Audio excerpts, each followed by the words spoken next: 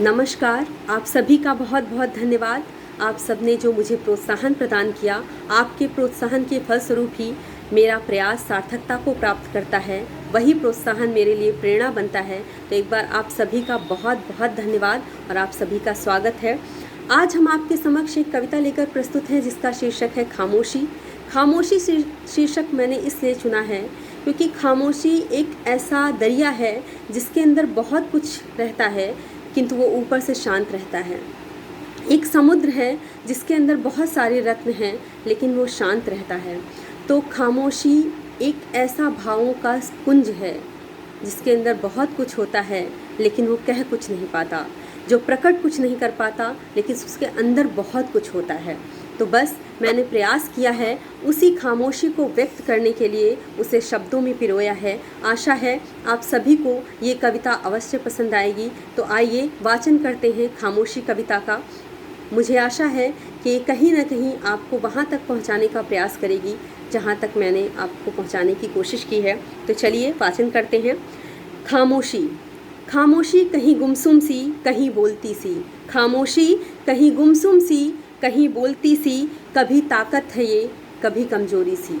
कभी ताकत है ये, कहीं कमजोरी सी। कहीं निराशा है इसमें, कहीं निराशा है इसमें। कहीं आस है, कहीं निर्माण है ये तो कहीं विनाश है। कहीं निर्माण है ये तो कहीं विनाश है। कहीं आनंद है इसमें, कहीं आनंद है इसमें तो कहीं अवसाद है। अवसाद मतलब दुख।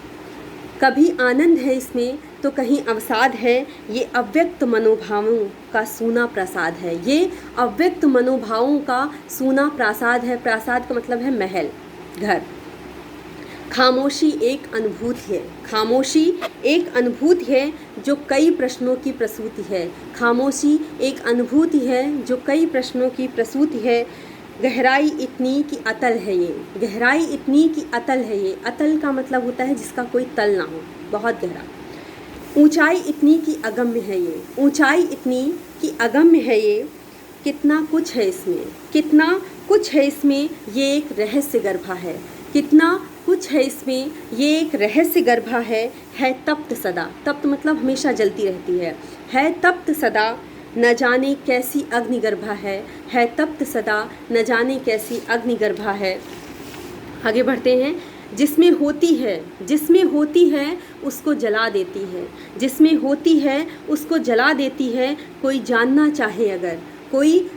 चाहे अगर तो उसको गला देती है। खामोशी एक अपरिभाषित संवेदना है। खामोशी एक अपरिभाषित संवेदना है। जितनी बाहर से शांत उसमें उतनी ही वेदना है। जितनी बाहर से शांत उसमें उतनी ही वेदना है। तो आशा है आप सभी को ये कविता पसंद आई होगी। मेरा प्रयास है, मेरे प्रयासों को सार्थकता प्रदान कीजिएगा। आप सभी का बहुत बहुत धन्यवाद।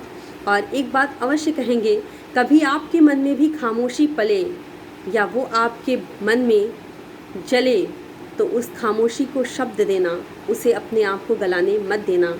क्योंकि कभी कभी खामोशी हमें अंदर से खा जाती है, लेकिन उस खामोशी को यदि हम शब्द दे देंगे, चाहे वो लेखन का हो, चाहे किसी कला का हो, चाहे किसी भी रूप में हो, तो वो हमारे लिए हमारे जीवन की सार्थकता बन जाती है। कभी कभी वही खामोशी हमारी सफलता का प्रयास बन जाती है।